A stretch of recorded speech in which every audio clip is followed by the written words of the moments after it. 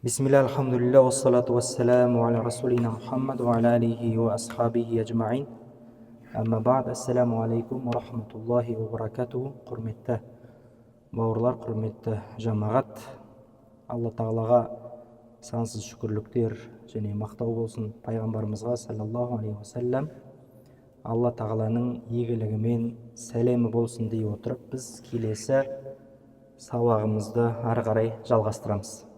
Енді бізде қазір мынандай жансақ пікірлер бар, неге сендер осы арабтардың өмірін айта бересіңдер, Омар тағы басқа деген нәрселердің бізге керегіне біздің қазақи өзіміздің тарихтан айтпайсыңдар ма деген бір сын пікірлер айтылады, немесе бір сұрақ деп айтсақ болады. Негізінде бұл сұрақтың кішкене бір ойланып қарайтын болсақ қисынға келмейді. Неге? Өйткені сіз егер геометрияны оқысаңыз, кімдерді оқисыз? Пифагор теоремасын оқисыз, философияны оқысаңыз, анау Аристотельден бастап бері қарай анау Рим, грек тарихына кіріп кетесіз. Мысалы, сол жерде бізге ешкім айтпайды, неге біздің қазақтарды айтпайсыңдар деп ше. Немесе химияны оқитын болсаңыз, Ньютон, болмаса жаңа физиканы оқитын болсаңыз, Архимед, бүкіл әлем тартылыс күші заңы деген сияқты. Соған тоқталған кезде сіз Архимедтен аттап өтпейсіз. Егерде сіз ол нәрседен оларға тоқталмай, одан аттап кететін болсаңыз, онда сол салаға, немесе сол ғылымға жасалған бір қиянат болады. Сол сияқты бізде ислам дінін оқыған кезде міндетті түрде біз осы исламның бастауы болған қайнар көзі пайғамбарымыздың саллаллаху алейхи уассалам өмір тарихы, одан кейінгі сахабалардың өмір тарихы, одан кейінгі табиғиндердің деген сияқты өміріне тоқталмай өту ол мүмкін емес. Өйткені ислам қай жақтан басталды? Сол елден, сол жерден бүкіл әлемге тарады да. Сол сияқты біздерде пайғамбарымыздың саллаллаху алейхи уассалам өміріне тоқталған кезде не үшін уахи, Құран, исламның негізгі нұры сол жақтан басталды деген сияқты нәрселерге біз жауап алу үшін сол кездегі араб қоғамына да бір қысқаша тоқталып кетуіміз керек екен. Енді не үшін уахи сол қоғамға түсті дейтін болсақ, ғалымдарымыз айтады, дүниеде ең бір азғындаған, арсыздық жайлаған қоғамның бірі еді дейді арабтар. Білеміз, жаңағы қыз туылған болса, оны не істейтін болған? Тірідей көміп тастайтын болған. Не үшін деген кезде, өйткені біздің ертең әулетімізге не келтіреді дейді, бір сызат түсіреді бұл. Сондай бір арсыз әйел болып кетуі мүмкін ертең өскен кезде деп, сол нәрседен қорыққандығы себепті солай істейтін болғанда. Болмаса зинақорлықтың бір көрінісі ол қоғамда. Сондай арсыздықпен айналысатын әйелдер жаңағы өздері шатыр тігіп, соған ту қойып қоятын болған дейді. Яғни мен сондай іспен айналысамын деген білдіреді дейді. Яғни сол жерге қалаған адам кіріп шығып кете беретін болған, мысалы. Сол сияқты бір нелер болған, жаман көріністер болғанда. Демек, жаңағы бүгінгі біздің уақытта болып жатқан арсыздықтар, немесе жаңағы бұл жерде айтып жатыр, Парижде, болмаса жаңағы Голливудта қойылым болып көрсетіліп жатқан арсыздықтар ол бүгін ғана басталған емес дейді. Кеше басталған емес дейді. Байырғы заманнан бері жалғасып келе жатқан міне осындай арсыздықтар дейді. Міне Алла Тағала осындай бір қоғамды түзету үшін пайғамбарымызды саллаллаху алейхи уассалам сол қоғамнан шығарды дейді. Демек, жаңағы өте бір бұзылып кеткен қоғамды пайғамбарымыз саллаллаху алейхи уассалам, яғни Алланың қалауымен, Алланың уахиімен қараңғылықтан нұрға шығарып, оларды түзеуге шамасы жеткен болса, онда бұл діннің басқа да әлемнің түкпіріндегі кез келген қоғамды өзгертуге шамасы жетеді дегенді білдірмекші да. Қараңыз. Міне сол уақытта қандай бір көріністер пайда болды? Пайғамбарымыздың саллаллаху алейхи уассалам өзінің тұлғасынан ешқандай бір не таба алмады олар? Кемшіліктер көбінесе таба алмады. Неге? Өйткені пайғамбарымыз саллаллаху алейхи уассалам пайғамбарлық келмей тұрған кезде ол кісінің тегінде, ата тегінде, жалпы өмірінде былғанған кір лас нәрсе болмады.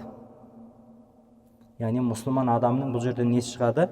Абыройы деген нәрсе өте маңызды екен да, дінді көтеріп жүрген адамның. Енді бұлар не істей бастады? Діннен де ешқандай не таба алмады, кемшіліктер таба алмады. Өйткені дін тек ақиқатқа шақырады, Алланы тануға шақырады. Адамдардың бір-біріне құлшылық қылуына емес, керісінше әлемдердің Раббысы Алла тағалаға құлшылық қылуға шақыратын ақиқат дін болды. Яғни ол жерден де бұлар, сол қоғамда арабтар еш нәрсе таба алмады, бір кемшілік таба алмады. Сөйтті де ендігі шабуыл қаяққа жалғасты дейді, жаңағыда пайғамбарымыздың өзінің жаңағы тұлғасына қарай жалғасты. Бір не керек болып тұр? Жаңағы ілік керек болып тұр ғой. Егер мынандай болса, біз еретін едік деген сияқты. Соның бірі жаңағы пайғамбарымыздың тұлғасына тиіскендердің бірі «Унзила алейхи зикру мин байнина ва нахну ахаққу минх». Осындай бір сөздер айтқанда, біздің арамыздан сонда осы адамға уахи түсті ме дейді. Құран түсіп жатыр ма? Біз тұрған кезде деп жатыр. Не үшін деген кезде, сенің одан қай жерің артық дегенде, олар біз оған қарағанда қандаймыз дейді, дәулетіміз көп дейді, мал байлығымыз мол, одан кейін жаңағы жасымыз үлкен деп айтқан. Валид ибн Муғира келіп, жаңағыда пайғамбарымызға саллаллаху алейхи ва саллям солай деп айтқанда, сен пайғамбар болсаң білмеймін деген да. Саған қарағанда мен жасым үлкен, әрі абыройлы емеспін ба? Неге маған түспейді деген сияқты, міне осындай сөздерді айтқан дейді. Бұл да ислам дініне жасалып жатқан шабуылдың бір жаңа түрі емес дейді. Алла тағала оны басқа бір аяттарда Нұх пайғамбардың оқиғасымен келтіреді. Жаңағы Нұх пайғамбардың қауымы не деп айтты дейді? Оның қауымынан, яғни кәпір болғандар былай деп айтты дейді. Бұл жай ғана біз сияқты адам ғой деген да. Егер Алла қаласа періштені ел шығып түсіретін еді ғой. Біз бұл өзіміз сияқты біреуге қалайша біз ереміз деп келесі бір сылтауларға жаңағыда көшті дейді. Ең бастысын істемеу керек оларға, жаңағы ақиқатты мойындамау керек. Сол себептен неше түрлі жаңағы нелер, сылтаулар, болмаса жаңа жалған жала, айыптар міне осылай жалғаса берген. Тіпті Амр ибн Хишам, ол кісі кім еді? Амр ибн Хишамды кім деп айтады? Лақап аты бар ғой кісінің. Танымал. Қазір айтсам дейсіздер. Дұрыс айтасыз. Сол кісі пайғамбарымызбен саллаллаху алейхи ва саллям рулас адам, Құрайштықтардан. Бірақ ол кісінің жаңағы несі, аталары Құрайштан тарайтын Хишамның ұрпақтары болған болса, пайғамбарымыз саллаллаху алейхи ва саллям Абдуманаптың ұрпақтары. Бірақ бір атадан тарайды барлығы. Сонда бізбен дейді, олардың арасында бәсекелестік болатын дейді. Олар бір жақсылыққа жетсе, біз де бір жақсылыққа жетеміз, соған тырысамыз. Олардың арасынан бір ақын шығып, сол рудың бір абыройын асқақтататын өлең жырларды оқыған болса, біздің арамыздан сондай бір адамды шығарамыз дейді. Міне осылай жалғасып келді дейді. Сөйтіп бір күні кім шығады енді Абдуманаптың ұрпағынан? Пайғамбарымыз саллаллаху алейхи ва саллям шыққан кезде не істей алмай қалды? Теңесе алмай қалды. Бұлардан да не шығу керек еді енді? Олардың пікірі бойынша бұлардан да бір пайғамбар шығу керек еді. Сөйтті де оның жаңағы пайғамбарға деген өшпендігі, дұшпандығы осы себепті басталып кеткен екен. Бәсекелестік, бақталастық деген нәрсенің артында не жатқан? Тіпті күпірлікке алып келетін нәрселер бар екен. Сондықтан біз бұл жерде сақтануымыз керек. Жалпы біреуді көре алмау деген нәрсе өте бір абай болатын нәрселердің бірі екен. Тіпті жаңағыда пайғамбарымыз саллаллаху алейхи ва саллям бұл Меккенің арабтары ғана емес, сол сияқты Мединадағы арабтар да пайғамбарымызға саллаллаху алейхи ва саллям осындай бір бақталастықтың, бәсекелестіктің себебінен ермеген деген пікірлер айтылады. Соның ішіндегі бұл Абдулла ибн Убай.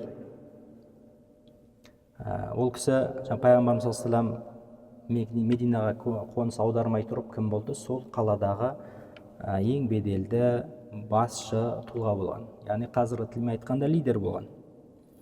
Сонда пайғамбарымыз саллаллаху алейхи ва саллям қасына Усама ибн Заидті ертіп бір күні Мединаға қарай жолға шығады.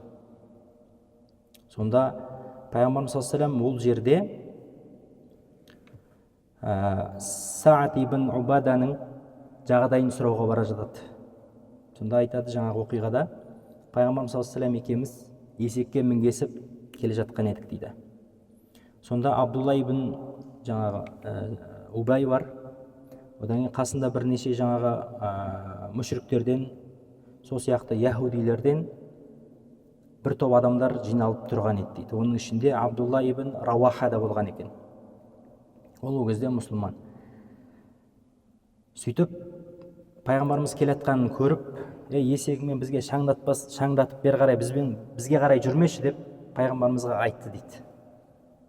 Пайғамбарымыз ақырындап келіп, оларға насихат айтады. Яғни Аллаға иман келтіру жайында, ақырет жайында оларға осындай насихат айтқан кезде Абдулла ибн Убайдың айтқан сөзі мынау болды дейді. Сен бұл әңгімеңді өзіңді іздеп келген адамдарға айт. Бізде нең бар, өзіңнің жөніңмен кете бер деп айтты дейді. Сондағы бұның ол кісіден қауіптенген себебі, ертең бұл кісі келіп менің немді алып қояды, билігімді, жаңағы мен беделімді алып қояды. Және мен ол солай істейтін болса қатардағы қарапайым бір адам болып балам деген артында бір қорқыныш болды дейді. Яғни ол басшы адам оңай адам емес қой негізінде. Ары қарай нені ойлай алады, болашақты көре алады да, ол қандай қадамдар тұр бұның артында деген сияқты. Яғни өзінің бір пенделік іштарлығымен міне осындай нәрселерді айтты дейді. Қараңыз.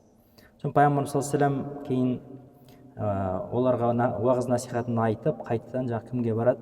Саад ибн Убадаға барып, осы оқиғаны айтып берген кезде пайғамбарымызға ол не деп айтты дейді? Я Алланың елшісі, ол адамды кешіре көріңіз деп айтты дейді. Негізі ол жаман адам емес дегенді, жалпы. Бірақ оның жаңағы несі бар?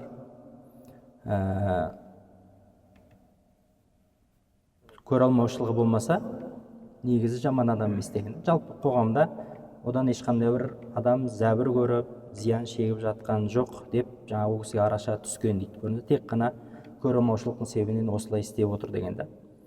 Міне сол сияқты жаңағы басқа да адамдардың пайғамбарымызға саллаллаху алейхи ва саллям қарсы шығуына себеп міне осы нәрсе екен да. Және олардың артында не болған?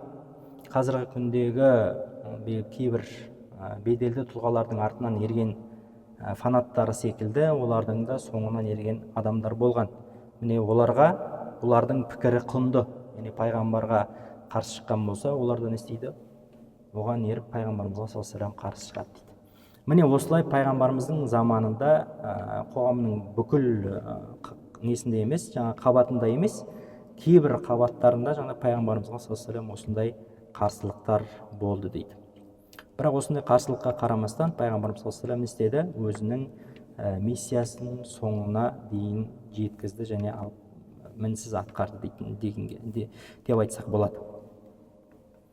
Енді келесі біздің жаңағыдай тоқталатын кіріспе тақырыптардың ішінде бұл пайғамбарымыздың саллаллаху алейхи ва саллям жалпы пайғамбарлығы деп айтсақ болады. Не үшін пайғамбар, яғни пайғамбардың қандай міндеттері бар деген келетін болсақ, жалпы Алла Тағала Құранда оған қатысты нені айтады? Хуаллази баъаса фил уммиина расулан минхум ятлу алейхим аяти ва юзаккихим ва юаллимухумул китаба вал хикма. Алла Тағала дейді, яғни бұл аяттың мағынасы жалпы Алла Тағала олардың арасынан оқу жазуды білмейтін елшіні жіберді дейді. Не үшін жіберді? Не үшін жіберді дегенде осы аяттың ішіндегі мағынасында айтады. Ятлу алейхим аятихи. алла тағаланың кітабын оларға оқып береді, яғни түсіндіріп береді. Қандай да бір сұрақтар болған болса соған жауап береді. Және оларды не істейді? Тазартады дейді, тәрбиелейді деген сөз былайша айтқан кезде. Яғни олардың бойында қандай да бір жаман қасиеттер болған болса, Аллаға ұнамсыз, шариғаттың талаптарына сай емес, жаңа көре алмаушылық, қырсықтық, одан кейін күпірлік деген сияқты жаман нәрселерді олардың бойынан тазалау үшін жіберді дейді. Және оларға кітапты үйретеді және даналықты үйретеді дейді. Яғни пайғамбарымыздың саллаллаху алейхи вассалам елші болып келуіндегі бір миссиясы міне осы екен. Адамдарға не істеу? Жақсылықты үйрету болып есептеледі екен. Жалпы енді пайғамбарымыздың саллаллаху алейхи вассалам осы пайғамбарлығына дейін де сол қоғамның жай күйін уайымдаған тұлғалар болған. Тек қана емес, пайғамбарымыз емес, сол сияқты жаны жақсылықты сүйетін, табиғаты әлі адамдық бейнеден айнымаған, жүрегі сондай бір жақсылыққа құмар адамдар болған дейді. Яғни қоғамның несін қалайтын? Түзелуін қалайтын, дұрысталуын қалайтын адамдар болған дейді. Соның бірі Умайя ибн Сальт дейді. Сондай бір ақын кісі болған. Өзінің өлең шумақтарында Алла тағала туралы, Алла тағалаға қандай мадақтар, мақтаулар айту керек, міне сондай нәрселер туралы жырлаған кісі болған дейді. Пайғамбарымыз саллаллаху алейхи вассалам оны жақсы көрген дейді. Бір күні пайғамбарымыз саллаллаху алейхи вассалам Амр ибн Аш-Шурайт деген кісімен бірге келе жатады. Сонда пайғамбарымыз сен Умайя ибн Сальттың өлең шумақтарын білесің бе деп айтты дейді. Сосын мен білем деп ол кісіге пайғамбарымызға ол кісі Умайя ибн Сальттың шығарған өлең шумақтарын оқып бердім дейді. Сосын пайғамбарымыз тағы оқы деп айтты дейді. Не үшін тағы оқы деп жатыр? Өйткені ол кісінің жырларында сондай бір мән мағына болған. Аллаға шақыратын, Алла тағаланың бірлігіне, құлшылыққа шақыратын. Яғни біздің де тарихымызда ондай өлең жырлар жетеді. 5 ғасыр жырлайды, 10 ғасыр жырлайды деген ақындардың өлең жинақтарын алып қарайтын болсақ, тұнып тұрған дін. Сол сияқты олардың да өздерінің ішінде сондай бір ақындары болған. Сол ақындардың бірі Умайя ибн Сальт. Пайғамбарымыз тағы оқы деп айтты дейді, мен тағы оқыдым дейді. Одан кейін тағы оқы деп ишара етті дейді. Білдірді, мен сөйтіп оны шамамен 1000 рет оқыған шығармын дейді. Пайғамбарымыз саллаллаху алейхи вассалам ол нәрсені істеген, өте бір қатты жақсы көрген. Сөйтіп пайғамбарымызға кейін естиді. Енді пайғамбарымыздың бұл қадір қасиеті ол ақындарға қарағанда жоғары. Біз енді оларды пайғамбарымыздан естей алмаймыз, артық қоя алмаймыз. Енді пайғамбарымызға Алла тағала осы жерде мынандай бір аятты үйретеді дейді. Астағизу билла وَمَا كُنْتَ تَرْجُو أَن يُلْقَى إِلَيْكَ الْكِتَابُ إِلَّا رَحْمَةً مِّن رَّبِّكَ فَلَا تَكُونَنَّ ظَهِيرًا لِلْكَافِرِينَ. Біз дейді, не істедік саған? Бұл кітап түседі деп ешқандай бір ойлаған емессің дейді. وَمَا كُنْتَ تَرْجُو أَن يُلْقَى إِلَيْكَ الْكِتَابُ. Құран түседі, маған бір күні уахи түседі деп ешқандай бір ойлаған емессің.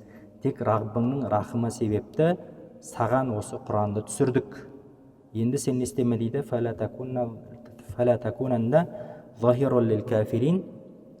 Кәпірлерге сен көмекші болма, болысушы болма деген аяттарды түсірді дейді. Яғни бұл аманат пайғамбарымызға саллаллаху алейхи вассалам міне осылай жүктелген.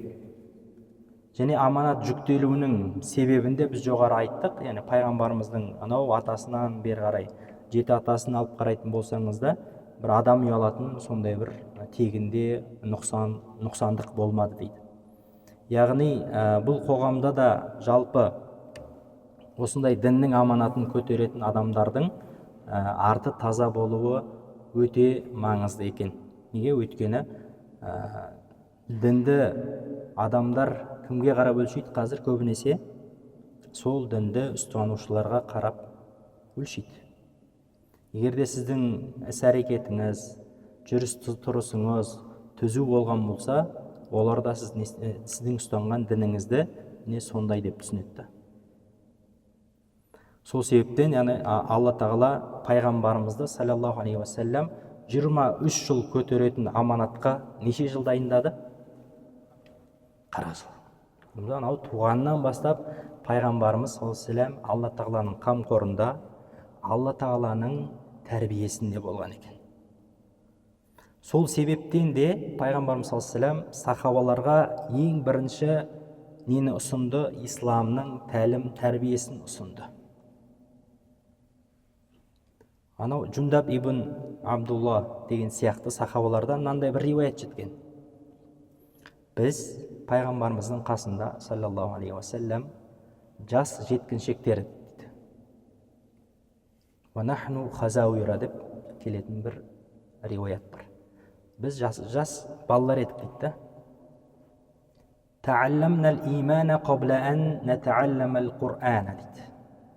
Біз ең бірінші Құраннан бұрын иманды үйрендік дейді. Сумма таалламнал Құр'ана фаздадна бихи имана. Одан кейін барып біз Құранды үйрендік, сөйтіп иманымызды ол бекітті дейді Құран. Яғни жаңағы жерде біз Құранды үйренбестен бұрын иманды үйрендік деген нәрсенің астарында иман, және пайғамбарымыз саллаллаху алейхи вассалам айтады, бір әл-иману биду ва ситтуна шуъба, немесе тағы бір риуаяттарда биду ва сабауна шуъба деп келеді. Иман ол 60 бірнеше немесе 70 бірнеше тармақтан тұрады дейді. Сол тармақтың барлығын не істеп шықты? Оятып, тірілтіп шықты ғой. Ұят иманнан деп айтамыз, ұялу. Кімнен ұялу? Бірінші Алладан, адамдардан ұялу, жан-жағыңнан ұялу деген сияқты иманның тармақтарын тірілтті. Алладан қорқу, одан кейін барып шыншылдық, көремаушылық қасиеттерден аулақ болу, шүкірлік, разылық. Міне осының барлығы не болады? Иманның бір тармақтары. Міне осы нәрсенің барлығын не істеді? Оятып, тірілтіп шықты. Одан кейін барып Құранды оқыған кезде, Құранды үйренген кезде сол нәрселерді тапты Құраннан. Сөйтті, жаңағы олардың ұяты күшейді. Олардың жаңағы шыншылдар туралы аят оқыған кезде олардың шыншылдық деген сезімдері, міне қасиеттері бойында күшейе түсті. Міне сол себептен де пайғамбарымыз саллаллаху алейхи уассалам ең бірінші міне өзі Алла тағала пайғамбарға қалай үйреткен болса, пайғамбарды қалай тәрбиелеген болса, сол жолмен істеді. Алла тағала пайғамбарымыз саллаллаху алейхи вассалам сахабаларын да алып өтті. Олар ең алғашқы жаңа пайғамбарымыздың қасындағы кімдер болды? Сахабалары болды.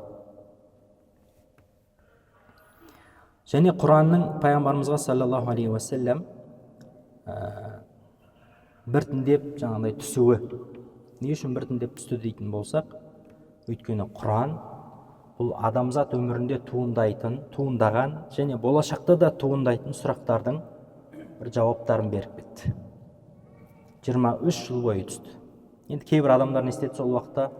وَقَالُوا لَوْلَا نُزِّلَ عَلَيْهِ الْقُرْآنُ جُمْلَةً وَاحِدَةً. Шіркінайым, бізге Құран не істесе, бірден түсе қалса ғой деп айтты дейді. Анау кейде айтады ғой, сендер соза бермей тоқетерін айтсаңшы деп ше. Құран ондай нәрсе емес. Құран ол сіздің жүрегіңізде бірте-бірте не істеу керек? Беку керек. Бірден оны ешкім көтере алмай қалады, бәрін айтатын болса. Сонда Алла тағала не дейді? كَذَلِكَ لِنُثَبِّتَ بِهِ فُؤَادَكَ وَرَتَّلْنَاهُ تَرْتِيلًا. Сенің жүрегіңде бұл Құранды бекіту үшін біз бірте-бірте не істеп береміз бұны? Саған оқып береміз деген. وَلَا يَأْتُونَكَ بِمَثَلٍ. Егер олар саған бір мысалдар келтіріп, қандай да бір уәж айтқан болса, إِلَّا جِئْنَاكَ بِالْحَقِّ وَأَحْسَنَ تَفْسِيرًا. Онда біз саған ақиқатты алып келеміз, және оны біз өте көркем түрде түсіндіріп береміз дейді. Мен сол себептен де пайғамбарымызға саллаллаху алейхи уассалам Құран не істеді? Осы жаңағы 23 жыл бойы бірте-бірте жаңағы пайғамбарымыз қандай да бір қоғамға, қандай да бір елге барған кезде кейбір сұрақтар туындайды. Пайғамбарымыз не істемеді? وَمَا يَنْطِقُ عَنِ الْهَوَى إِنْ هُوَ إِلَّا وَحْيٌ يُوحَى. ол өзінің нәпсі қалауынан, көңіл қалауынан ешқандай бір сөз айтпайды. Оның айтқан сөздерінің барлығы тек қана уахи дейді. Демек, сұрақтар туындаған кезде Алла тағаланың нұсқауы бойынша, Алла тағаланың тәлім тәрбиесі бойынша сол сұрақтардың несі, жауаптары біртіндеп осы 23 жыл бойы беріліп отырған екен. Яғни демек, біз Құранға жақын болған болсақ, бүгінгі күнде де біздің өмірімізде туындап жатқан жаңағы сұрақтарға да не істей алады екенбіз? Жауап таба алады екенбіз. Біз Құраннан алыс болғандық себепті жауапты қайдан іздейміз? Басқа жақтан іздейді екенбіз. Бұл енді мұсылман үшін не болады? Бір кішкене айыпты жағдай. Енді адам баласы не істейді дейді кейде Алла тағала осы жерде: «Ауалам ярал инсану анна халақнаху мин нутфа, фаиза хуа хасимун мубин». Міне сондай Алла тағала адам баласының өміріндегі туындайтын сұрақтарға, немесе туындаған сұрақтарға жауап беріп, даналықпен оларға нұсқаулық көрсетсе де, кейде адам не істейді дейді: біз оны бір тамшы судан жаратқанымызды көрмей ме, білмей ме дейді. Және сондай бола тұра, фаиза хуа хасимун мубин дейді. Бізбен не істемекші дейді? Жанжалдаспақшы, дауласпақшы дейді. Ва дараба лана масала, және бізге мысалдар келтіреді дейді. Ва насия халқа, ол өзінің неден жаратылғанын ұмытып кетті дейді. Кешегі бір тамшы су екенін ұмытып кетті дейді. Қала ма юхил изама ва хия рамим. Олай болса, олар не деп айтты дейді тағы да? Мына бір келтірген мысалдары ғой енді. Тіпті жаңағы кейбір риуаяттарда келеді, пайғамбарымыздың саллаллаху алейхи жаңағы бетіне келіп қураған адамның несі бар ғой, сүйегі, соны деп үрлеп жүрген кездері болды дейді. Алла тағала осыны тірілтеді деп отырсың ба сен деп. Енді келтірген бір енді өздерін ақылды санап келтірген мысалдар ғой. Сонда оларға айт дейді мына нәрсені: «Құл юхиха аллази аншааха аувала марра». Оны ең бірінші жаратқан Алла тірілтеді деп айт дейді. «Ва хуа бикулли халқин алим». Алла тағала бүкіл жаңа жаратқан нәрселерін өте жақсы біледі дейді. «Аллази жа'ала лакум минаш шажарил ахдари нара». Енді сендер көрмейсіңдер ма дейді, мынау кешегі жап-жасыл болып тұрған ағаштан сендерге не шығарып береді дейді? От шығарып береді дейді. «Фаиза антум минху туқидун». Сол нәрседен сендер жылып алып отырған жоқсыңдар ма дейді.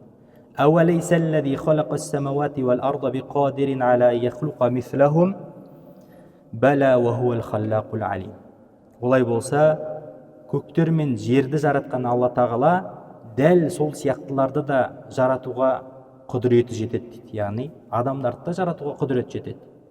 Жаңа көк пен жердің қасында адамды қайтадан жарата салу ол түкте емес Алла үшін. «Иннама амруху иза арада шайан ай яқула лаху кун фаякун». Алланың бұл жердегі тек қана бар болғаны, бол десе бола қалатын несі бар дейді, сондай бір құдіреті бар дейді. Бол деп айтады, болды не істейді? Ол қайтадан орнына, қалпына келе қояды. Өздерің нелермен ойламаңдар дейді. Жаңағы өлшемдеріңмен, өздеріңмен салыстырып, не ондай нәрсені ойламаңдар дейді. Міне. Яғни бұл жаңағы Құранның несі болып тұр? Пайғамбарымызға түсуі, пайғамбардың елшілігіндегі, елшілік уақытындағы мүшриктерге берген міне осындай бір жауаптар болған екен.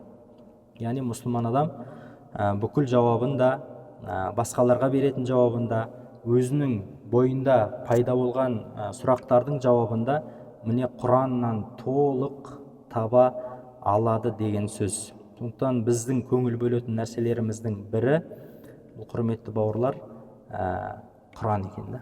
Ең бірінші жаңағы Құранға, оны оқуға, оны түсінуге, ішіндегі әрбір бір аятына, соның ішіндегі мағыналар, құндылықтар бар. Өзіміздің жаңағы отбасымызда, өз бойымызда жүзеге асыруға болатын. Міне сондай нәрселерді істеуіміз, амал ету бізден талап етілетін нәрселер екен. Тіпті жаңа Алла тағала пайғамбарымыздың өзіне көптеген бұйрықтар айтқан соған қатысты, бұйрықты орындауға қатысты. Соның бірі, мысалы айтатын болсақ, Ахзаб сүресінің алғашқы аяттары: Астаизу билля, я айюхан набию тақилла. Әй пайғамбар, Алладан қорқ дейді. Алладан абайла дейді. Сонда бұл жерде мынандай бір ой тууы мүмкін да. Сонда пайғамбар Алладан қорықпай ма не дегені? Уахи соған түсіп тұрса, Алла тағаланың таңдауы соған түссе, сонда қалай болды дегенше. Сонда тәпсіршілер айтады, бұл пайғамбарды қайрау, ояту дейді ары қарай. Мысалы дейді, біз өмірімізде батыр адамға қорықпа деп айтсақ, қалай болады? Өз несімен аты шыққан адамды қорықпа деп айтсаң, ол одан не істейді? Делебесі қозып, батырлығы оянатын секілді. Бұл жерде де Алла тағала осындай бір тәсілмен келген дейді. Я айюхан набию тақилла. Әй пайғамбар, Алладан қорқ. Уәлә тути'ил кафирина вәл мунафиқин. Кәпірлер мен мұнафиқтарға бойсынба. Инналлаха кәна алиман хакима. Анығында Алла тағала барлығын білуші, аса дана. Ваттаби' ма юха илайка мин раббик. Инналлаха кәна бима та'малуна хабира. Және өзіңе уахи етілгенге ер дейді. Және Алла тағала инналлаха кәна бима та'малуна хабира. Алла тағала сендердің істегендеріңнен хабардар. Ва таваккал алаллах ва кафа биллахи вакила. Және Аллаға тәуекел ет дейді. Яғни осы дінді жаюда, адамдарға жеткізуде не нәрсеге тәуекел ет дейді? Аллаға тәуекел ет дейді. Және Алла тағала қамқорлық тұрғысынан жеткілікті дейді. Яғни пайғамбарымыз осындай рухпен не істеді? Өзінің пайғамбарлық миссиясын әрі қарай жалғастырды дейді. Яғни бұл жерден біздің алатын нәрсеміз қандай болып тұр? Енді осы дағуатпен, осы дінге жәрдемдесетін сондай бір ниет болған болса, онда біз ресурстарға емес, ең бірінші Алла тағалаға арқа сүйеуіміз керек екен. Алла тағалаға деген иманымыздың мықты болуы, берік болуы өте маңызды екен. Өйткені бұл пайғамбарға айтылғанымен, мысал айтатын болсақ, бір топқа немесе бір әскерге бұйрық берілсе, кім арқылы беріледі? Қолбасшы арқылы бұйрық беріледі. Қолбасшыға айтады, олар қаратай әскерге жеткізеді. Сол сияқты Алла тағала бірінші пайғамбарға айтты дейді осындай бұйрықтарды. Және ол кімге де қатысты? Оның артынан ерген үмметке де өте қатысты, тікелей байланысты соларға. Сол себептен міне пайғамбарға кейбір үшін айтылған осындай бір ішінара бұйрықтар бар. Міне осыны да істеуіміз керек, біз назардан шығармауымыз керек екен. Сондықтан міне құрметті бауырлар, бұл пайғамбарымыздың жалпы елшілігі туралы. Пайғамбарымыздың тағы бір елшілігіндегі тағы бір ұстанған принцип бұл не болды? Алла тағаланың бұйрықтарымен ғана жүруді. Алла тағала ескертті ғой, өзіңе уахи етілгенге ер деді. Уахи етілген нәрсе пайғамбарымызға ол Алла тағаланың жалғыз екендігі, тек Алла тағалаға құлшылық қылу, Алла тағаланың Құрандағы бұйрықтарына бағыну, тыйымдарынан аулақ болу деген нәрселер. Сонда мүшриктердің тарапынан қандай арман болды дейді? Шіркін кейде біздің де бір айтқандарымызға көне қойса ғой деген бір тілектер болды дейді олардың тарапынан. Соны Алла тағала Құранда не дейді? Вадду лау tudhinu fayudhinun.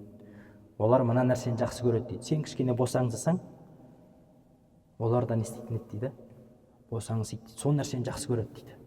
Сол себептен де ғой, Кафирун сүресінің түсуіндегі бір себептерге келетін болсақ, не деп айтты дейді олар? Пайғамбарымыз ақыр көнбеді, былай тартты, былай айтты, бір қолыңа айды, бір қолыңа күнді ұстатайық деген сияқты неше түрлі азғырулар ғой бұның бәрі дүниемен. Ең арамыздағы ең байы сені қалайық, болмаса ең сұлуды саған алып берейік қоғамдағы деген сияқты әртүрлі тәсілдермен келген кезде пайғамбарымыз істемеді, олардың ешқайсысын қабыл алмады. Сонда Алла тағала Кафирун сүресін түсіріп не деді? Түсіруіндегі себеп егер сен біздің Құдайымызға бір жыл құлшылық қылған болсаң, соң біз сенің құдайыңа бір жыл құлшылық қылып осылай бір ымыраластықпен өмір сүрейік деген нәрсені алып келді дейді. Сонда Алла тағала ләкум динукум валия дин деген нәрсемен нүктесін қойды. Сендердің діндерің өздеріңе, менің дінім өзіме деп ары қаратай дағуатын пайғамбарымыз саллаллаху алейхи вассалам жалғастыра берді дейді. Көрдіңіз бе?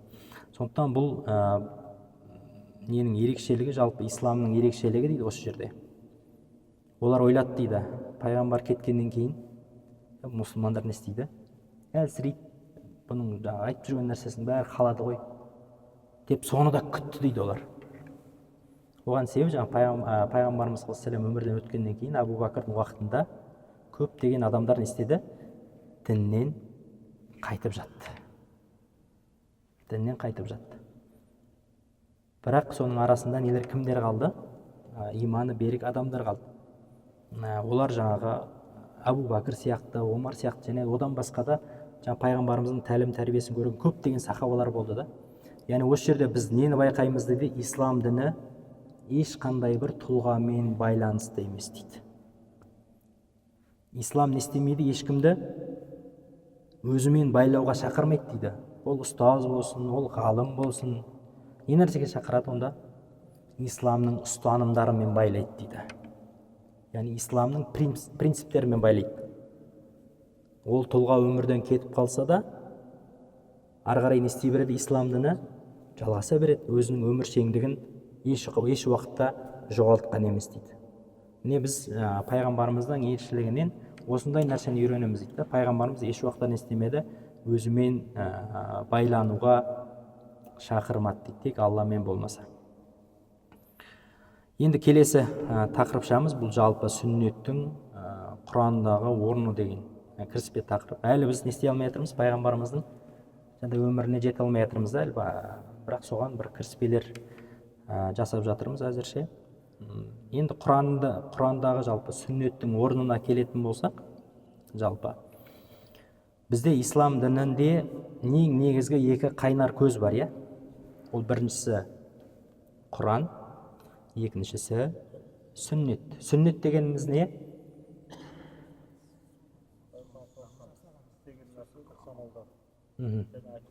Яғни пайғамбарымыздың айтқан сөзі, істеген амалдары, немесе сол уақытта, пайғамбарымыздың уақытында бір адам жақсы бір ізгілікті істеген болса, пайғамбарымыз соны құптаса, міне мынау дұрыс, жарайсың, бәрекелді деген сияқты бір құптау сөздерін айтқан болса, міне ол да сүннет болып есептеледі екен. Енді ислам дініндегі осы сүннеттің орны бұл Құраннан кейінгі біздің негізгі қайнар көзіміз болып есептеледі. Құран біздің ислам дінінің заңнамасы болған болса, сүннет соны істеуші, ары қарай жүзеге асырушы, соған көмектесетін нәрсе деп айтсақ болады. Енді Алла тағала жалпы Құранда осы сүннетке байланысты, яғни пайғамбарымызға саллаллаху алейхи вассалам еруге қатысты көптеген бұйрықтарды айтады. Соның ішінде Алла тағала мынандай бір аятты келтіреді, Ниса сүресінде: Астаизу билла ва ман юти'иллаха фақад ата'аллах. Кім елшіге, пайғамбарға бойсұнған болса, онда ол Аллаға бойсұнған дейді. Ва ман тавалла фама арсалнака алейхим хафиза. Ал енді кім бет бұратын болса, біз сені оларға бір күзетші ретінде жібермедік дейді. Маған ерсейші жүрсейші деп не істеу, мәжбүрлеу үшін сені жібермедік дейді. Яғни оларға айтып түсіндіресің, жеткізесің, одан кейін ары қарай таңдау өздерінде. Немесе тағы бір аяттан Хашр сүресінде Алла тағала не дейді? Астаизу билла ва ма нахакум анху фантаху ва ма атакумур расулу фахузуху. Елші сендерге не алып келген болса, онда оны дереу алып алыңдар дейді. Фахузуху. Ва ма нахакум анху фантаху. Егер қандай да бір нәрседен сендер тыйған болса, одан дереу тыйылыңдар дейді. Ойланып көрейік, қалай болар екен деген сияқты нәрселер болмайды дейді. Яғни пайғамбардың саллаллаху алейхи вассалам сүннетіне қатысты, Алла тағаланың бұйрықтарына қатысты не істеу, ойлану деген нәрсе біздерге ондай нәрсе берілмеген екен. Яғни бірден не істеу, құлақ асып оған еру. Енді адамдар не үшін осы сүннетке кейде немқұрайлы қарап жатады дейді. Соның бір екі себебін айтқан. Біріншісі бұл жалпы тарихи шындыққа немқұрайлы қарау дейді. Пайғамбарымыздың саллаллаху алейхи вассалам жаңағыдай өміріне не істеу? Немқұрайлы қарау. Енді жалпы адамзат тарихын алып қарайтын болсақ, ешқандай бір тұлғаның пайғамбарымыздың өмірі сияқты баяндалған тұлға жоқ екен. Бүге шүгесіне дейін. Отбасылық өмірі, үйдегі өмірі, түздегі өмірі, қоғамдағы орны, дипломатиялық жаңағы байланыстары деген сияқты ұйқысы, тұруы, оянуы, осы дәрет алуы бүкілі жағында баяндалған ешқандай бір тұлға жоқ дейді. Олай болса, мұсылман адам үшін пайғамбарымыздың өміріне немқұрайлы қарауға болмайды дейді. Екінші себеп дейді, бұл сүннетке немқұрайлы қарау. Ал енді сүннетті біз алып қарайтын болсақ, толған даналық дейді. Енді осы автор өзінің кітабында айтып жатыр. Біз дейді пайғамбарымыздың саллаллаху алейхи вассалам осы көркем мінез құлық, этика, эстетика дейміз ғой. Соған қатысты мыңдаған хадистерін жинақтадық дейді. 1000-нан астам дейді. Сонда соған қарап мынандай бір ой келеді дейді бізге. Әлемнің бүкіл психологтары, педагогтары жиналып, осы пайғамбарымыздың қалдырған мұрасындай мұраны қалдыра алмайды деген ойға келдік дейді. Өйткені жаңағы 1000-нан аса хадис тек қана неге қатысты? Моральға қатысты, мінез құлыққа қатысты. 1000-нан астам хадис. Оның ішінде қамтылмаған не жоқ? Мәселе жоқ. Міне сондай бір ойға келдік дейді. Демек, жаңа пайғамбарымыз саллаллаху алейхи вассалам бұл сүннетіне біз не істемеуіміз керек? Жаңа немқұрайлы қарамауымыз керек екен. Енді немқұрайлы қарамауымыз керек екен деп, жаңа естіген хадисімізді көрінген жерде отырып айта беру, ол да дұрыс емес екен. Енді осы жерде автор не дейді? Пайғамбарымыз саллаллаху алейхи вассалам сүннетіне кірісу үшін адамда мынандай бір белгілі нелер болу керек, қабілеттер, білім болу керек дейді. Соның ішінде бұл Құран ілімін зерттеп, оған тереңірек байланбаған адам сүннетке қатысты сөйлеуге құқығы жоқ дейді. Бірінші не істеу керек дейді? Құранды жақсылап меңгеріп алу керек дейді. Яғни сүннеттен бұрын Құранның ішіндегі мағыналар, Құранның ішіндегі аяттар, оған қалай біз амал етеміз? Осының барлығын біліп алуымыз керек дейді. Сонда Ибн Абдул-Бир деген ғалым айтады, осының ішінде Жамиул Баян ал-Илми ва Фадли деген кітабында мынандай бір сөздерді айтқан екен. Жабир ибн Абдулла Әлидің былай деп айтқанын айтады жаңағы еңбекте. Кімде Құраннан басқа қандай бір кітап болған болса, оны не істесін дейді? Тезірек жойып тастасын дейді. Неге дегенде? Өйткені Құранмен басқа бір кітаптың араласуына жол бермеуіміз керек деген осындай бір мағынада пікір айтқан екен. Яғни жаңағы ең бірінші, не үшін бұл нені айтып отыр деген кезде, ол уақыттарда мынау гректің философиясы жайында бір пікірлер, философиялық ойлар, сондай нәрселер араб қоғамында тарай бастаған кез. Пайғамбарға уахи түсті деген кезде ана жақтан бір араб келеді да, бұл ондай нәрсе мен де айтып бере аламын деп, гректердің философиялық ойларын, кітаптарын әкеп, арабшаға аударып, өзінше бір оқып, осындай бір нәрселерді араластырмақшы болғанда. Сол себептен осындай бір жаңсақ пікірлер Құранға араласып кетпес үшін осындай бір сөздерді айтқан дейді. Тіпті жаңағы Омар ибн әл-Хаттаб радиаллаху анху мынандай бір нәрселерді айтқан дейді. Абу Хурайраны тыйған екен хадис айтудан. Бірде біз Йеменге бір жерге сапарға шығады. Сонда Омар бізді радиаллаху анху шығарып салды дейді. Біраз ұзақ уақытқа дейін, ұзақ жерге дейін. Содан кейін сіз бізге бірдеңені ұмытып кеттіңіз ба айтатын деп, қайта берсеңіз болады деп, сондай бір не тастағанда, намек дейміз ба, білдіргенде сондай. Сонда Омар радиаллаху анху айтқан екен, сендер қазір барған елде деген адамдардың араның азыңы сияқты бейнеде Құран оқып жатқандарын көресіңдер дейді. Сендер оларға хадис айтып, олардың миын ашытпаңдар деген. Бірінші не істеп алсын дейді, олар Құранға толығымен түсіп алсын, Құранға толығымен кіріп алсын дейді. Одан кейін барып айтасыңдар деп, осыны айтайын деп едім деп не ғой енді анау астын сызып тұрып айтып жатыр да оларға. Барып жаңағы хадиспен не істемеңдер дейді, Құранды араластырып жібермеңдер деген нәрселерді айтты дейді. Яғни бұл жерден біз нені түсінбеуіміз керек? Омар радиаллаху анху жаңағы хадиске қарсы болды деген нәрсе мағына шықпайды бұл жерден. Керісінше ең бірінші кезекте Құран тұрады, одан кейін барып хадис жүреді деген. Кейде тіпті жаңағы екінші мәселе бұл жерде Құранның ақысын жаңағы толығымен беріп алайық деген сөз ғой. Сөйтіп жаңағы кісінің өсиеті бойынша барады ғой Омар радиаллаху анхудың. Сосын олар айтады, жаңағы барған жерде шын мәнінде сондай бейнеде көреді оларды Құран оқып жатқан. Содан кейін олар айтады, бізге пайғамбарымыздың айтқан бір өсиеттерін, хадистерін айтсаңызшы деген кезде, бізге әзірше Омар радиаллаху анху хадис айтуды тыйым салды дегенді. Сондықтан біз сендерге ешқандай хадис айта алмаймыз деп, керісінше жаңағы Құранға қарай оларды бағыттаған дейді. Енді келесі екінші нәрсе, сүннетке қатысты сөйлеу үшін Құранды толық түсінгеннен кейін барып, сүннетте келген жайттардың ақиқатын зерделеген жөн дейді. Яғни қай кезде айтылды, қай жерде айтылды деген сияқты. Мысалы, бір күні Айша анамыз намаз оқып жатқан кезде Абу Хурайра радиаллаху анху жаңағы сыртында, бөлменің сыртында, есіктің ар жағында отырды да хадистерді судыратып айтқан да. Айша анамыз жаңағы намаз оқып бітемін дегенше ол кетіп қалған. Сонда не үшін деген кезде мына Абу Хурайраның жасаған ісі бір таңғаларлық болды ғой деген да.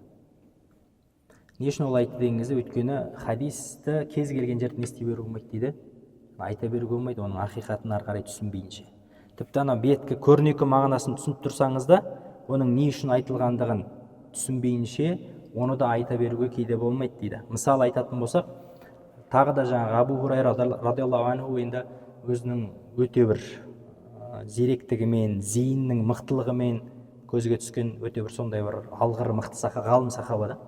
Пайғамбарымыздың қасында жүріп, жаңағы хадистерді өте мықты жаттап алған. Қалай естіді, солай бір әріпін өзгертпей айтатын болған да ол кісі. Содан мынандай бір хадис бар, "Мән қала ла илаха иллаллах дахалал жанна" деген. Кім ла илаха иллаллах деп айтса, онда ол жәннаттық дейді. Яғни жәннатқа кіреді дейді. Міне осы хадисті Абу Хурайра айтып жатқан кезде Омар не істеген? Радиаллаху анху оны ұрған дейді да. Тоқтатқан да ол кісіні. Бұл нәрсені айта берме деп. Не үшін олай істеді деп айтатын болсаңыз, адамдар дейді, енді ол кезең бұны айтатын кезең емес дейді, өтіп кеткен дейді да бұдан. Бұлар намаз оқып, Құранын оқып жүрген адамдар бұл. Енді оларға сен жаңағы хадисті айтатын болсаң, олар не істеп кетеді? Босаңсып кетеді. Намазын қаза қылады, Құранын тастайды, таң намазынан мүлдем тұрмауы мүмкін. Неге сүйеніп алған? Жаңағы хадиске сүйеніп алған да. Ла илаха иллаллах бар ғой дейді ең бастысы. Соған сүйеніп, жаңағы Алла тағаланың мейірімділігіне алданып, Алланың несін ұмытып кетеді? Ашуы, азабы қатты екендігін ұмытып кетеді дейді. Сондықтан бұндай хадисті сен әлі айта берме дейді. Немесе кейбір мынандай бір басқа жерлерде де риуаяттар келеді. Егер мен сендерге бір хадисті айтатын болсам, сендер мені жынды деп ойлайсыңдар деген. Сонда енді сахабалардың деңгейі жетпей тұр да оны тыңдауға. Кейбір хадистерді не істеген дейді, сөйтіп ол өзімен бірге алып кеткен дейді, сол күйінде айтпай. Өйткені қоғам не істей алмайды оны, кейбір адамдар оны көтере алмайды. Сондықтан хадистің не үшін айтылғандығын, қай кезде айтылғандығын, яғни сүннет амалдары қалай істелген деген сияқты міне осы нәрсені істеуіміз керек дейді. Жақсылап ұғынып алғаннан кейін барып жеткізуіміз керек дейді. Өйткені жаңағы мынандай бір риуаяттар да бар тағы да. Алла елшісі Құран, иқраул Құр'ана, Құран оқыңдар деген. Және Құранды оқу барысында шектен де шықпаңдар. Және одан қол үзіп те қалмаңдар дейді. Құранды ұзақ уақыт бойы не істемеу, оқымай қою деген нәрселерден де аулақ болыңдар. Және Құран арқылы пайда да таппаңдар деп айтқан дейді. Құран деген кезге біз не істемеуіміз керек дейді? бірінші Құранға көңіл бөлуіміз керек екен деп, ол мәселеде де өте бір қатты шектен шығып кетпеуіміз керек дейді. Сол себептен бұл нәрседе бір ортаны, баланс деген нәрсені, тепе-теңдікті ұстауымыз керек. Үшінші мәселе, осы неге байланысты, сүннетке қатысты. Бұл сүннетке қатысты адамдардың, яғни мұсылмандардың білімнің таяз болуы зиян дейді да, мұсылман адамдар өздері үшін. Енді кейбір нәрселерді істемей қалады, дұрыс түсінбей қалады деген сияқты. Сондықтан жаңағы хадис ілімі деген сияқты нәрселерді біз не істеп алуымыз керек? Базалық білім ретінде кітаптарды оқып, немесе ұстаздардан не осыған қатысты бір білім алып, сауатымызды ашу өте маңызды екен. Кейде бір хадиспен ғана амал жасап, немесе сол хадиске қатысты тағы бір басқа да риуаяттар болуы мүмкін да, керісінше деген сияқты. Мысалға айтатын болсақ, осы автор әйелдерге қатысты ғой, енді әйелдерге қатысты мынандай бір мәселелерді көтереді. Әйелдерді үйге отырғызу, басқалармен жаңағыдай араластырмау деген сияқты нәрсеге қатысты. Мына бір хадисті Харамейн, яғни Әл-Харам мешіттерінің имамдары көп айтады дейді. Ал әйелсіз Абдулла ибн Умм Мактум деген зағип кісі болған, көзі көрмейтін. Ол кісіге қатысты не түседі? Құранда сүре түскен, Абаса сүресі, соның түсу тарихын алып қарасаңыз, сол жерде біраз мәлімет бар. Сол кісіге қатысты енді пайғамбарымыз оған көрінбеңдер дегенді. Кімге? Абдулла ибн Мактумға көрінбеңдер, оның көзіне көрінбеңдер деген бір сөздерді айтқан. Сонда пайғамбарымыздың жаңағы сөзді естіген жұбайлары, оның көзі көрмейді ғой дегенді. Сен екеуің де соқырсыңдар ма деп айтқан дейді. Сендер де соқырсыңдар ма дегенді. Яғни осы бір нені риуаят не істейді дейді. Көп айтып жаңағы әйелдерді үйде қамақ қою деген сияқты нәрселерді алып келеді дейді. Осындай мағынаға алып келеді дейді. Соң үйде отыру керек, шықпау керек, басқа деген сияқты. Ал енді дейді, олар мына имам Бұхаридың сахих жинақтары бар ғой, сахих хадистер жинақтаған. Соның ішінде мынандай бір нелер бар ғой дейді. Баптар бар дейді. Бап деген сөз жаңағы бөлім, тарау. Сонда оның аты мынандай дейді, әйелдердің соғысқа қатысу және олардың ерлермен бірге майданда болуы деген бір бап бар дейді. Соның ішінде көптеген нелер бар, риуаяттар бар. Анас ибн Маликтен дейді, соның ішінде бір мысал ретінде Анас ибн Маликтен мынандай бір риуаят жетті дейді. Ухуд соғысында адамдар пайғамбарды жәрдемсіз қалдырып қойды дейді. Қасында сахабалар не істеп кетті? Қиян кескі шайқас болған кезде пенде болғаннан кейін енді қорқыныш сезімі бар, басқа бар деген сияқты. Сөйтіп пайғамбарымызды жеке қалдырып қойды дейді. Бірақ сол кезде мен Абу Бакырдың қызы, яғни Айша анамыз радиаллаху анха, сол кісімен Умму Сүлеймнің білектерін сыванып тастап не істеп жүргенін көрдім дейді. Сол майданда жүргенін көрдім дейді. Арқаларына мес көтеріп су тасып жүргенін байқадым дейді сол кезде. Тіпті кейде жаңағы балтырларда көтеріліп кететін жағдайлар болып қалды дейді. Не істеген дейді ол кісілер? Соғыс майданында әскерге су тасып, не осындай бір жәрдем берген дейді. Немесе кейбір тағы да мынандай бір баптар бар дейді. Соның ішінде әйелдердің соғыс кезінде адамдарға су тасуы, немесе жаңағы жаралы мұсылмандарды таңуы дейді. Таңу жұмыстары бар ғой. Сол нәрселерді істеу турасында бірнеше нелер бар дейді. Келген риуаяттар бар. Соның ішінде Рабиа бинт Муауид деген кісі мынандай бір нен жеткізеді, хабар жеткізеді. Яғни біз Алла елшісімен бірге болдық дейді. Адамдарға су беретінбіз және жарақат алғандарды таңатынбыз дейді. Және қайтыс болғандарды Мединаға жеткізетінбіз деген риуаяттарды келтірген екен да. Бұл кім жеткізіп отқан? Рабиа бинту Муауид, яғни Муауиздің қызы Рабиа деген сол кісі жеткізіп отыр дейді. Яғни біз не істейтінбіз? Жарақат алғандарды таңып, қайтыс болғандарды Медина қаласына жеткізетінбіз. Яғни әйелдер не істеген? Міне осындай бір қоғамда өздерінің бір үлестерін қосқан, исламның несі үшін? Игілігі, исламның дамуы үшін.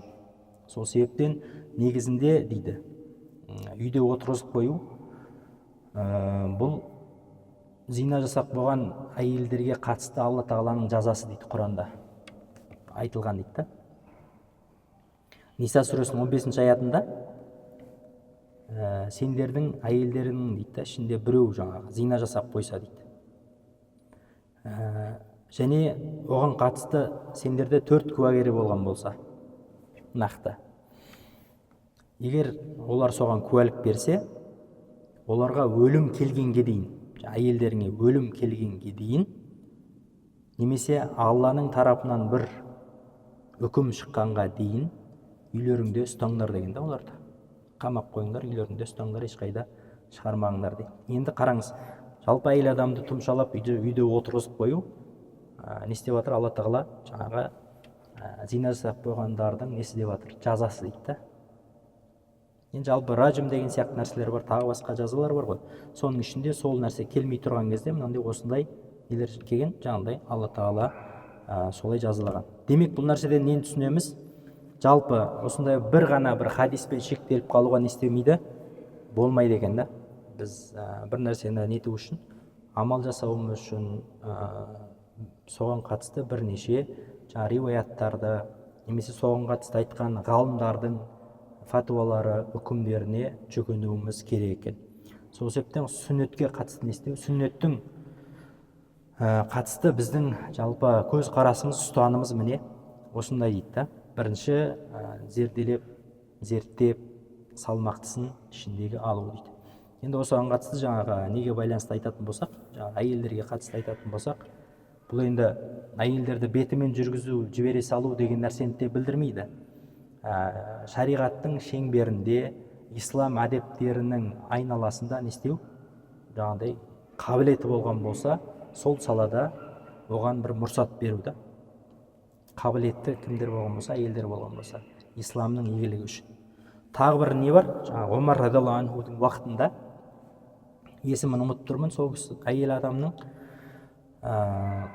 Мединадағы экономикалық жағдайды басқарған кісі болғанда, сол әйел адам болған. Базардағы, рыноктағы бағаларды реттеп отырғанда, нетіп кетпес үшін жаңағы. Әркім әртүрлі баға қоймас үшін соны реттеп қадағалап отыратын бір әйел адамды тағайындағанда Омар радиаллаху анху.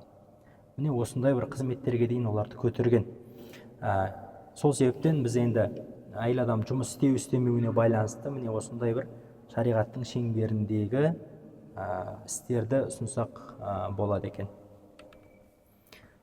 Бұл не болды? Жаңағы пайғамбарымыздың сүннетіне қатысты біздің жалпы ұстанымыз немесе көз қарасымызға қатысты бірнеше нүктелерге тоқталдық. Біріншісін істеу болды сүннетке қатысты.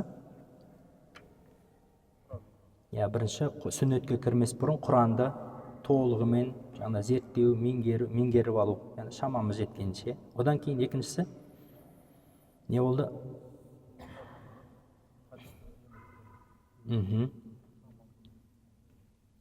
Одан кейін үшіншісі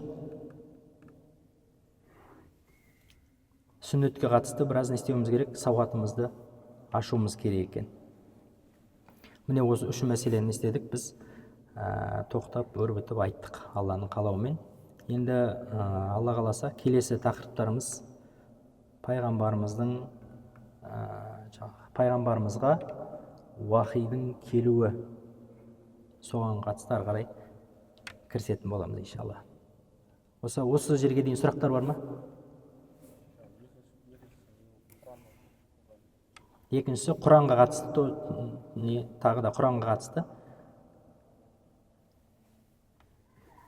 Құранды түсініп алғаннан кейін сүннетте келген жайттарды ақиқатқа сай зерделеген жөн дейді. Сүннетте келген, оған қатысты біздің ла иляха иллалла деген мысалдарды келтірдік қой.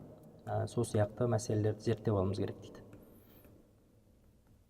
Үшіншісі сүннеттің өзі жайында, жалпы соған қатысты біз таным түсінігімізді кеңейту. қай хадис қай жерде айтылды, әйелдерге қатысты мәселені қозғадық ол жерде. Wallahu ta'ala alam.